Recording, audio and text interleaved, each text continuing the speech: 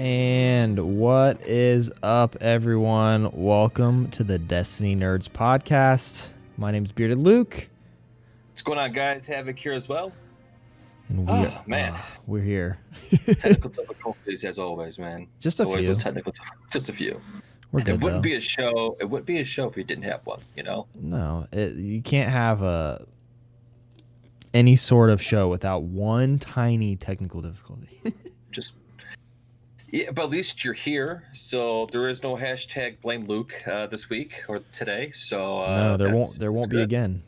Next time it'll be hashtag blame Havoc. Probably. I'm due. But yeah, guys, it's gonna be a shorter episode for those who are listening, watching. There's not a whole lot going on right now. There's a couple things to discuss. First and foremost, Luke, my clan and I finally did the raid. That's amazing. So for those who are probably wondering, Havoc, why was it taking you so long to do the raid? It's been out for a while now. Well, I'm the type of person where I like to try to do the raid first with my clan. So not everyone has all the free time like I do sometimes, and it takes a little bit longer for most to get them levels up. So once it was comfortable with all the power levels and stuff, we did the raid Friday. The mechanics, they weren't overly complicated. Very easy to learn. Like, I don't think we got really stuck on anything for a long time. Which is, obviously you can't really compare to like day one with all the contest modifier, but like it helps that you guys were all power leveled, right? yeah, I was like 1267, so I was fine.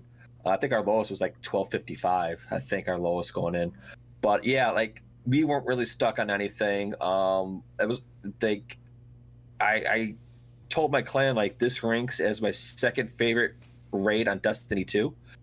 Last Wish still being my favorite, but I will say this raid is probably aesthetically like just beautiful. Probably the best looking raid aesthetically of all the raids in Destiny 2. Yeah, I think it's beautiful. It's like, so I can't wait to get back into it again and put my other clanmates through it.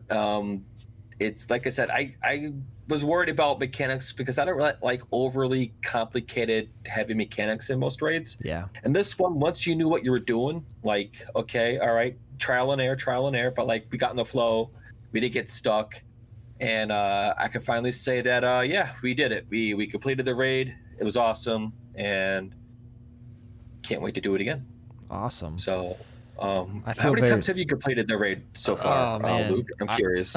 I don't know. He was telling me before we went live that he does it like on all three of his guardians pretty much every week. So I can only imagine it's got to be maybe at least 20 times, maybe.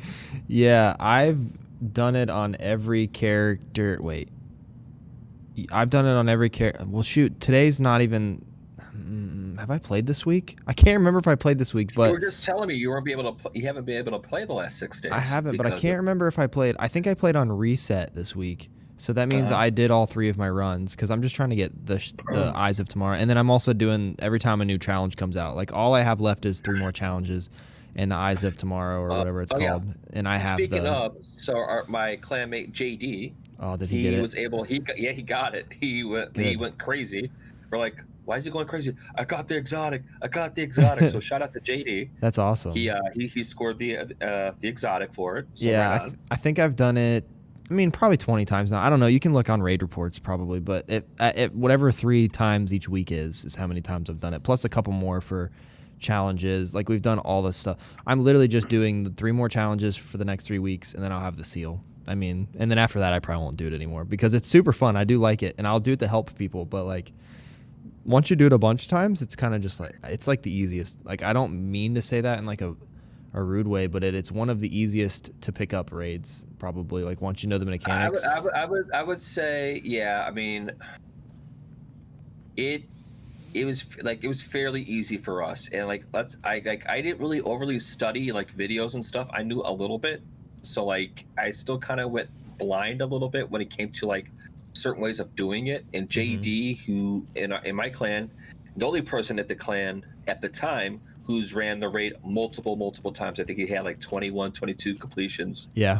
So he was in each encounter. He was explaining this, explaining that. You know, he was giving you guys. He was like your raid leader. He was the leader. He was the leader that night. And do you have this weapon? You know, well, the best loadout is for this, but if you don't have these weapons, these loadout. You know, so yeah. He was very patient. It was good. It was a good experience. I did get angry, which is a first, because usually I got that look on my face. You did, or you didn't get angry? I didn't. Nice. Usually, Congrats. my clan knows me, and I didn't do my classic sigh or that look of like just being annoyed. You know, I didn't have that. I was upbeat because each encounter we learned it and we had it down and we weren't stuck literally at all. So it was good. Yeah. So I didn't get angry. It was weird. It was a weird feeling to have. Well, I'm glad you didn't get angry, because I've spent plenty of. I mean, I spent plenty of time being angry in that raid. You know what? It's funny you say that. I haven't really been angry in that raid other than when we did the first day. Now I guess there are moments now where it's like, if I'm gonna get angry, it's because it's like we can't finish something that's like so easy, like that.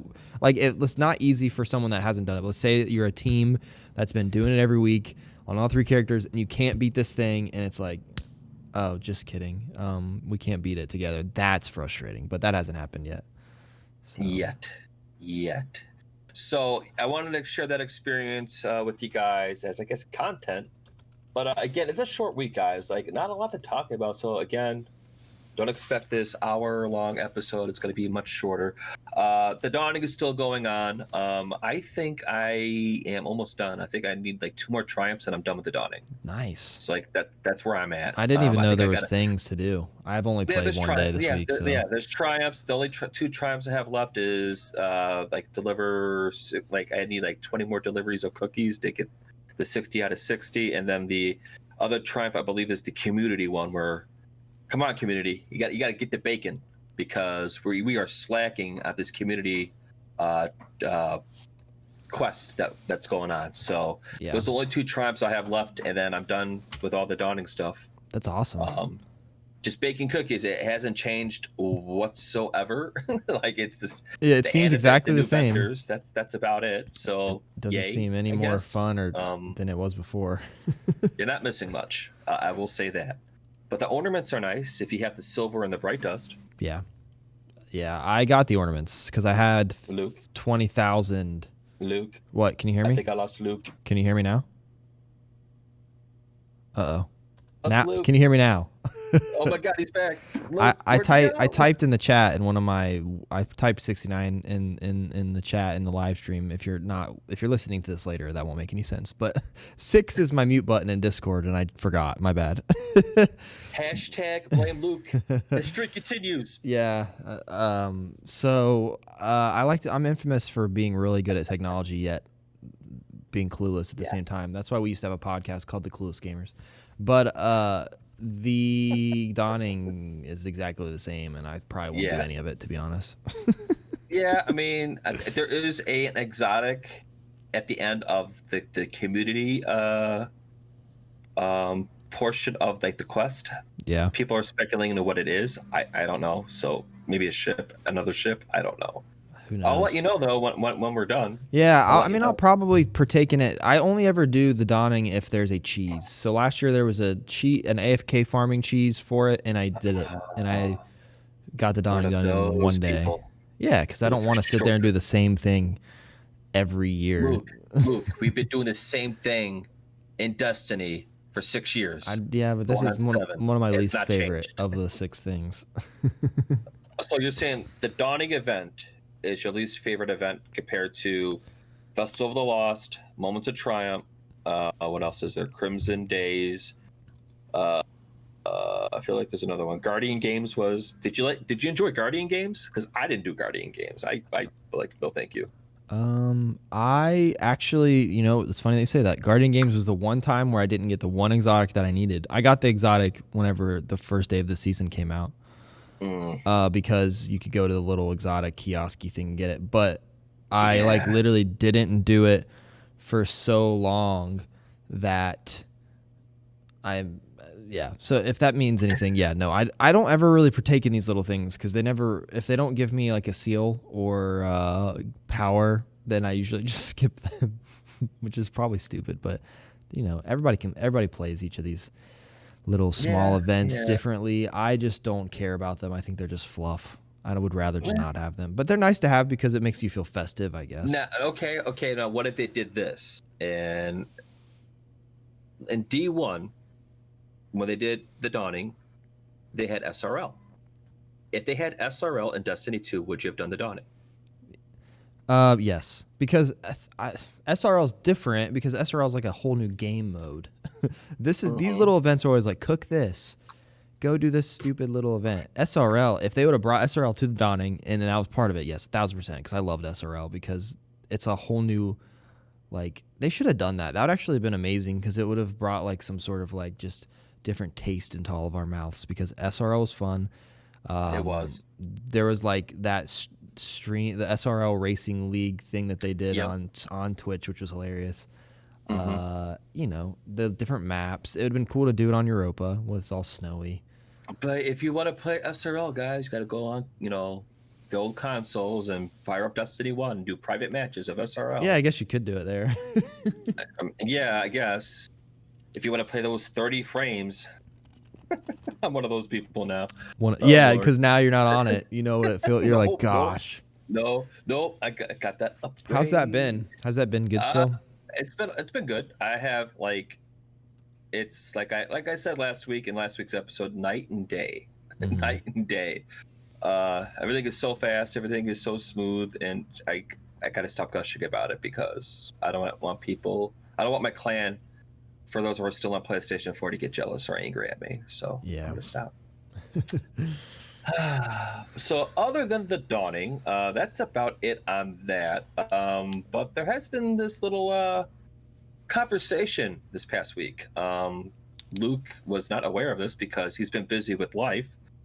Yeah. But Luke Smith did an interview with Polygon, and people were freaking out about the word, sunsetting, because a lot of people don't like the sunsetting of weapons. That's been like the most talked about thing. Going into Beyond Light, sunsetting a good portion of the weapons and vaulting a lot of stuff. So the word sunsetting supers, people were like freaking out, and people forget to realize that it's been done before. I mean, they got rid of self-res Warlock. They got rid of Blade Dancer. Yeah, Blade Dancer, which is now, I guess, the Void for the Hunter. Yeah, I guess. But it's been done. Of.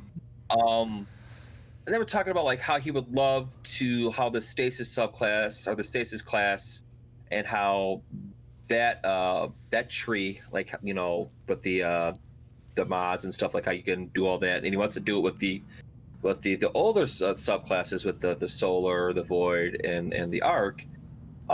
He said he would love to do it, have the same setup how it is with Stasis, but it's going to take a lot longer and a lot of work. Yeah, a lot of reworking, especially with a lot of the current subclasses that we have now. Read the article if you haven't, but it was very interesting. They would basically have to, because you would have to get rid of something. For example, he was talking about the Warlock, the Voidwalker Warlock. Whereas Nova Bomb, you're not going to get rid of that. That's like the defining super for a Warlock. He quoted as the IP identity of Destiny when it comes to a Warlock. Whereas you could get rid of Nova Warp because Nova Warp, being that it's a mobile super, kind of like Storm Trance, they're kind of the same a little bit, that it roams around. So it's a good article to read. They talked about how Titan, the Stasis Titan, it kind of feels like the Striker Titan when it comes to the Smash.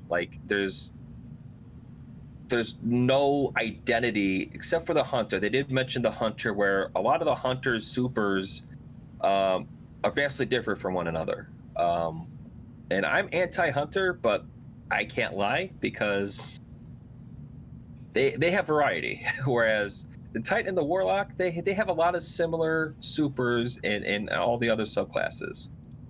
So I wouldn't be against sunsetting of supers, or even like restructuring them, or like, you know, something new. I wouldn't mind. But he did go on to mention don't expect it anytime soon. Yeah, he always talks about stuff like 3 years in advance, and then people are like, "We're getting rid of everything." People were expecting it was going to happen like next week, which it was not going to happen. He's just, but like, you know, when you're the leader of things, like when you're the boss, you're dreaming. You're not the one like in there making all the stuff on the daily basis. You're I mean, you're making the main stuff, but you're dreaming. So whenever he gets a chance to actually say what he's dreaming about, people are like, "Wait a second." That can't, but realistically, like, that's not gonna happen for years. I mean, I do the same thing. I talk about stuff constantly in my business and in my regular life that, like, even right now, me and my wife are living at my in-laws because we sold our house, and I like have a new idea every 10 minutes about where we're gonna live next. Like, we're gonna buy a Sprinter van, live in it. No, we're gonna build a mini house and live in that. No, we're gonna build this. Live in a van down by the river. Yeah. Yes. So there's just a lot of. There's, you know, well, how would you feel like if they were to sunset one super? What would be the super you're like, you know what, take it, I don't care, give me something different, give me something fresh?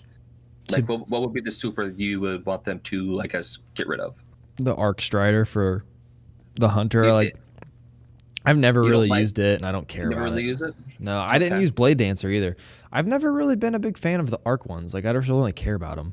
Like, if you got rid of Arc and just it was Stasis and the other two, I'd be fine with it, to be completely honest. But I like Striker Titan, so like it's different. For my Hunter, I would get rid of Arc Strider. For my Titan, I'd get rid of Solar, whatever, like hammers or the big fisty thing. Like, that was cool for a minute, but I could care less. So the hammers that he keeps throwing, or the big hammer that he spins around like a top? Both. I don't care about either of them. And then just get rid of it, throw it in the trash. And then Warlock, I would get rid of Arc because I also don't care about any of the Arc abilities on the Warlock. So well, I guess it's my turn now. So tell me. For Warlock, I would get rid of Nova Warp. Don't care for it. Don't use it, especially since they nerfed it to the ground all so long ago. If it went away and they replaced it with something else, I wouldn't miss it. So Nova Warp, gone. For Solar Warlock, man, that's a tough one, because in the article he even mentioned, like, you know, it's Solar Warlock is one of those that subclass where Radiance is very valuable, and then, you know, you got the sword. So I wouldn't touch Dawnblade. I would leave it. Stormcaller, I don't think I would, you know, mess with that either. It has a good difference between, you know, the roaming super and then the freaking beam super. So I wouldn't mess with that. Hunter, the void. What's the void one? The middle tree one? If you keep forgetting the name. It's the poor man's Blade Dancer. I use it all the time, and I can't remember right now. I'm like terrible with supers. I never remember their names. Get rid of middle tree Hunter, void Hunter. It's garbage. I like it personally in trials. I've won a lot. I've gotten to the lighthouse like 5 times just from that spectral blades. Spectral blades. For Solar Hunter, get rid of freaking Blade Barrage. Like, it's only fun in freaking mayhem. Yeah, really. That's true. When you can, with like shards of Galaron. Like that's the only time people use it is that's it. And then for Arc, like they're pretty much all the same for the Arc Hunter. So like I would like them to rework the Arc for Hunter altogether. Get rid of the pole dancer. Like, that's not fun. Yeah, I don't care about the pole dancer either. Yeah, and then for Titan, I like the Void Titan. I like the bubble, and where you could do either bubble or you could do the shield. Arc Titan's fine for the most part. And then for Solar Titan, I would get rid of the big hammer spinning around like a top. I never use it, honestly, when I'm on my Titan. So I think I've used it once. I'm not even kidding. Like when they told me to, whenever it came out. But yeah, other than that, that's about it. But what do you think is going to happen first? Like, do you think we'll get a rework of the the solar arc and void to look like how the stasis tree is, or you think they'll implement the new darkness subclass before that? What do you think is going to come first? I personally think that there'll be 2 more darkness subclasses to match the 3 that we have now. Yeah. I think once the 3 of those are done, they'll like by the time the 3rd one's out, I think the last DLC of like this whole storyline is going to come out, which is the. So you think a Lightfall will be like when everything culminates and the whole rework and everything? I think they'll rework both of them to match, and then after that, who knows if there's even Destiny, like we've talked about, you know? Yeah, it should be interesting. I was thinking about it the other day. I'm like, you know, it's gonna be a daunting task for them to rework all that stuff, every single old subclass with every other Guardians. It's not like they can just. I'd prefer them to just keep it because I'm personally hate the way to unlock the stasis stuff. It takes way too much crap to do. I like the customization of it. Customization's great. I like.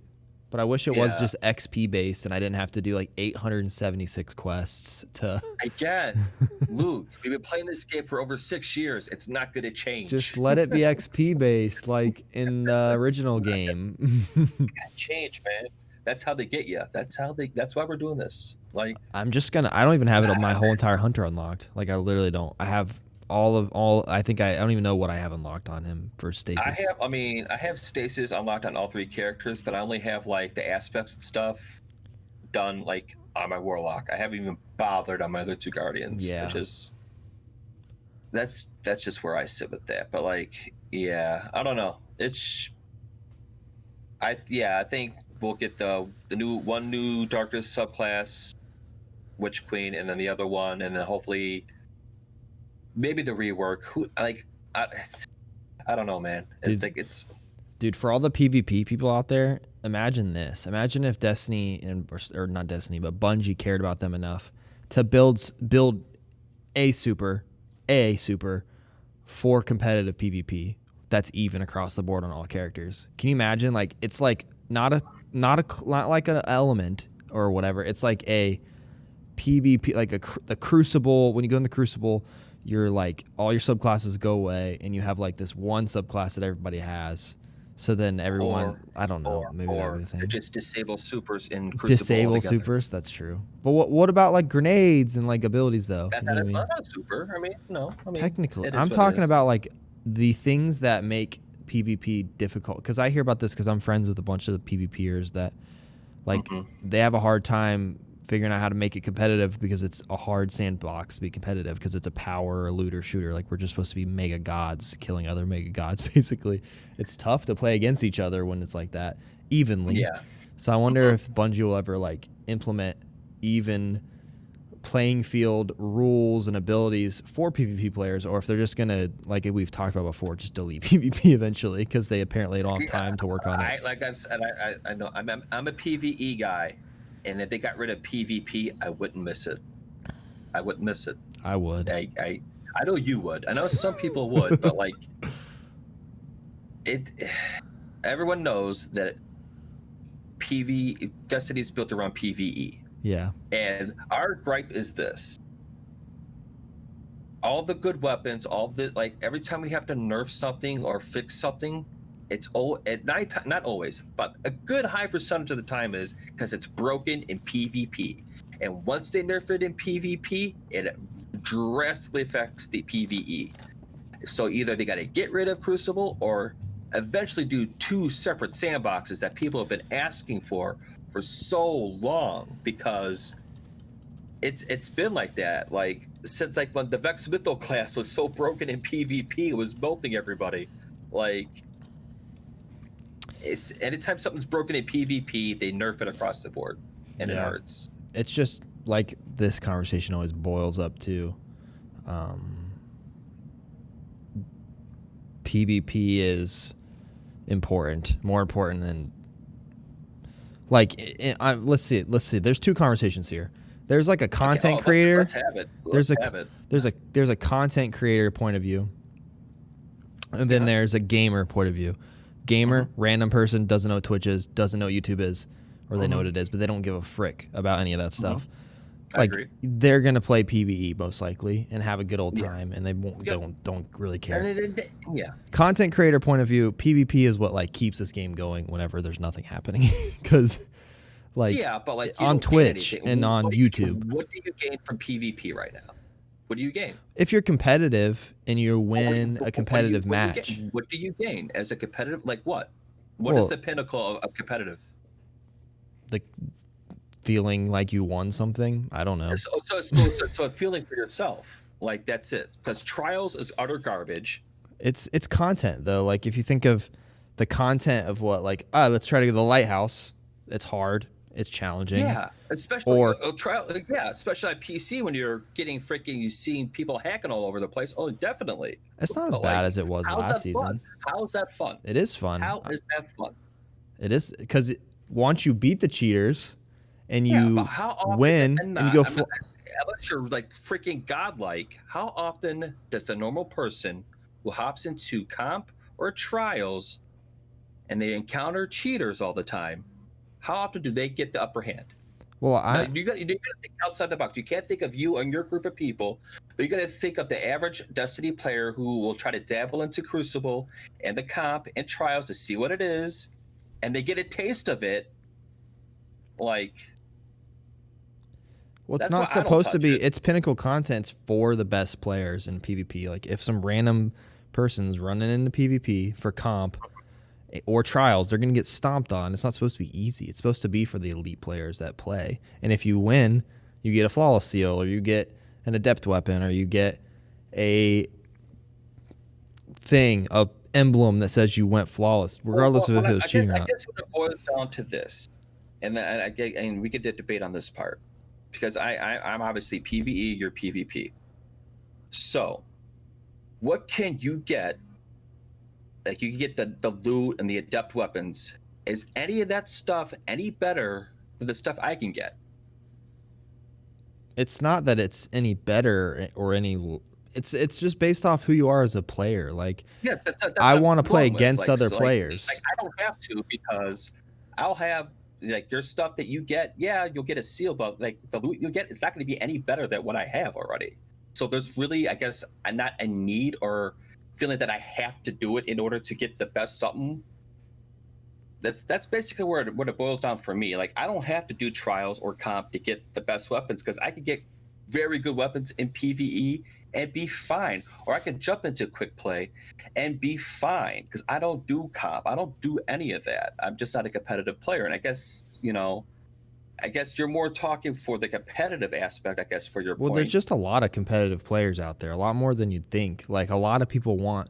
That's why people love Fortnite. That's why people love Warzone. That's why people like play that crap constantly, because they want to win. They want to be the number one person out of 100 people. Like that is it. In the content, and that's what I'm saying. What I'm talking about right now is from the content perspective.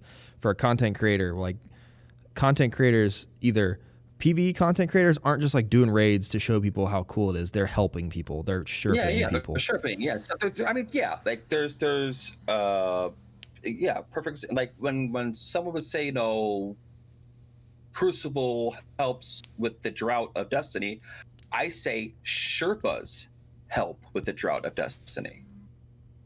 I mean, I wouldn't really focus it on one mode, because people Sherpa and help people in raids or the hardest endgame content in PvE, and there's people who do trials carries or comps or help people with their seals that they don't think that they can get.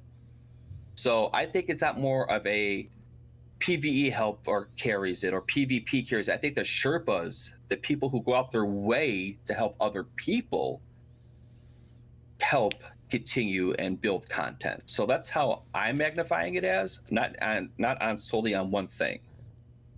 So I mean, we could agree to disagree, I guess, but that's just my point of view on that. Yeah, I think we'll have to, because I feel like it's two perspectives. Like PV, like I don't want to. I will watch someone go flawless in trials 5 million times before I watch someone Sherpa somebody all day. I love that people Sherpa. I think it's the most amazing thing. I have plenty of friends that Sherpa, and my buddies that Sherpa that are my actual friends. I will lurk in their chat and watch. But like that's like gotta be not for me personally. Like my content that I need, I don't like to watch someone learn how to do something. I like to watch someone dominate at something.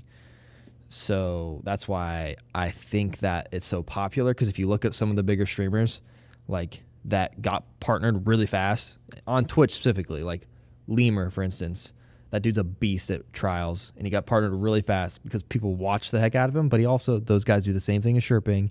They do trials carries, or they do comp carries. They teach people how to play. It's the same thing. It's just like on a different aspect of content. And like I said, for some random person who just plays Destiny and they don't care about Twitch, they're never going to think about that. They're just going to think about, I just want to raid with my homies. I want to play Crucible when it comes out. They're not like sitting here thinking very deeply about why PvP and PvE is why one's better than the other, or why one's content is this kind of content and that kind of content. You know what I mean? Oh yeah. Oh, I agree 100%. Just those are my feelings of it, and I'm sure other people's feelings are completely different, obviously, for what I can see. But hey, at the end of the day, let's just have fun. That's what we're here for. Yeah. This is why we're doing a podcast about us being nerds. Because we can't agree with everything. Like, we have to, because that makes it entertaining. Because he's not saying I'm wrong, and I'm not saying he's wrong. Yeah, you're not wrong. He's in a different world, and I'm in a different world. Yeah. And that's perfectly fine. And that's what entertains Luke. He watches his buddies or someone else who is awesome at destroying it, getting in a 1-3-1, and all that stuff. That's his entertainment, and I respect that. So if he can find entertainment in that, hats off to him. But with that, I know that was kind of heated a little bit. I think that's the last time we actually had some heat. Haven't had any heat yet. Good. I know. We need to do more. Imagine if we had a guest on here that loved PvP. There'd be even more heat. We'd all be killing each other. Something like that. So with that being said, Luke. So for those who don't know, Luke finally sold his house. Yes. How long ago? 2 weeks ago? 3 weeks ago? Dude, I don't know. A week ago? Let me look. I don't know. Not very long ago. Not very long. So for those who don't know, obviously based on his background, he is doing all this from the comforts of his other job. Yeah, I'm in a church. I'm currently recording this in a well, Havoc's not here, but we're recording this in a church office. So I have to drive here at night and then disconnect the Ethernet cable from the other computer. Leave your house to go do a job? I do. No. Yeah, I do it all the time. I work all the time, but I do have to drive here to stream, which it's only temporary. Like, me and my father-in-law are rebuilding. We're renovating their basement, and there's a spot set for me. Like, there's a section for me. So as soon as that is done, because I haven't been streaming in a normal schedule. I haven't streamed in 5 days. One of it was because I just have been busy with work, so I couldn't.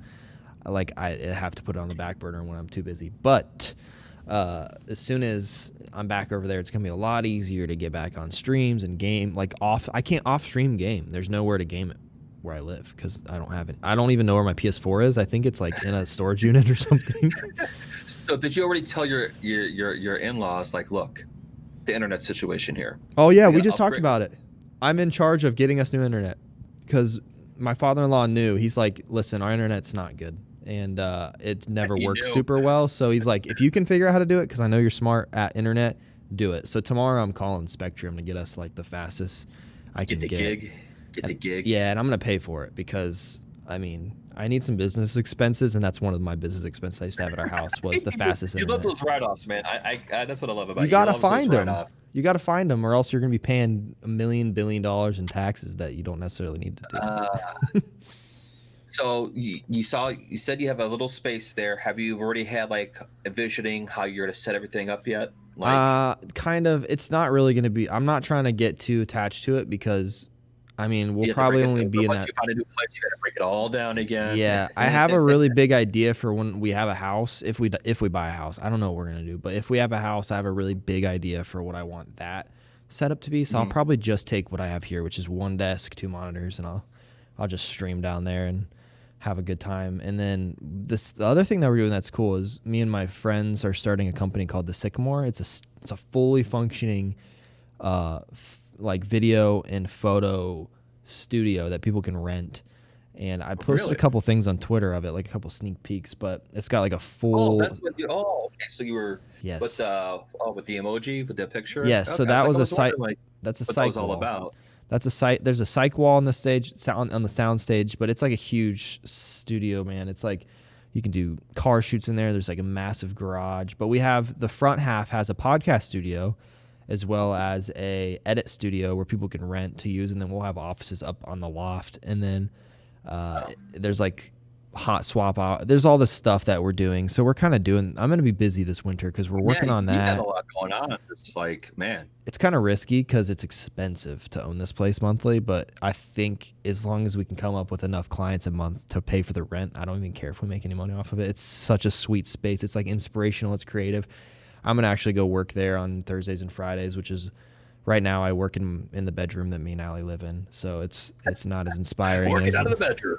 Not as inspiring as the, like when you edit. I mean, I don't know how much you've edited in the past, but when I'm editing like super creative crap, I like have to have the right vibe in the room. I mean, I can still edit even if the vibe's not perfect, but if you're in a creative space, it helps me like mentally get into the right zone to start editing something. But I agree. I've been starting to edit my things myself like this past week. I'm working on a project myself. So, oh, nice. What is it? Are you allowed to tell me? I can't tell you, man. Dang it. I can't tell you. I'll say it. It's not Destiny related. I will say that. It's not Destiny related. It is gaming related, but it's not Destiny related. But I've been busting my butt on that like all week, and continuously still like recording video, then editing it, then rendering it out, and then making another. Like I got a lot, and I still have a lot to do. So is it Pokemon videos? I'm just kidding. Oh yeah, it's I'm unboxing videos, man. That's what I'm doing. I'm gonna steal your viewers. It's okay. There's plenty to go around. No, man, Pokemon has never been my thing. Nah. You never liked it? I don't dislike it. I just never. I think I just never got into it. Really. Yeah. I don't. People love it, awesome, but like I never got into it. Like my upbringing growing up, really, the sports a lot. I loved watching sports, being like that was my thing. And then obviously video games as well. But like Pokemon was never on my radar really. I think I was what 15, 16 years old when Pokemon started like getting big. So yeah, wasn't my thing. That's true. I was like 7, so it was like hype. You know what I mean? You make me feel so old. You're not old. You're not old at all. I'm just been really into the whole opening cards thing again. It's been fun to start collecting. It seems like everyone has been getting excited over that. I've seen like videos of people tweeting and like, oh my god, I just got this giant box of. I'm like, I just love it. I know this isn't a Pokemon podcast, but the one thing I really hope doesn't happen from this, and I'm not trying to be jealous of people getting into it. I want people to get into Pokemon, but I don't want them to get into it because they see like viewership there. I don't want people to be like, I'm going to buy up all of the Pokemon cards at Walmart so I could get viewers, and then they throw the cards away. Like they don't even care. I actually care about the hobby. Like I want to collect and sell and like build full sets. And like right now people are going to buy like all these really nice cards that someone that actually is going to keep doing it for years are just going to miss out on because they're like, well, I wanted it for my one Twitch stream and now I'm not going to do it anymore because Sweatsickle is doing it. This big space now being built, you could hold Pokemon tournaments. That would be sick. I don't even know how to play Pokemon, to be honest with you. I know how to play the game on like my Switch. He knows Pokemon Go. He knows how to catch them. Yeah. Outside of his local, deli, but no. I really don't know how to play. I never did. Okay. Here I thought you were a freaking Pokemon master. I'm just a collector. I'm a collector. I don't actually know how to use the things. All right. Well, on that note, guys, we're going to end the stream, or actually end the episode here. But before we go, we're going to plug a few things. Again, if you missed tonight's episode, the VOD will be over on the YouTube, as well as the audio portion. If you like to listen to podcasts on the go, the audio portion will be uploaded to Anchor, and then it'll be distributed to other podcast streaming networks, Spotify, Google Music, Amazon Music, etc., etc. Also, no podcast next Sunday. We're going to take a much needed time off. It's the holidays. We got that going. So I know Luke said he's going to probably be out of town.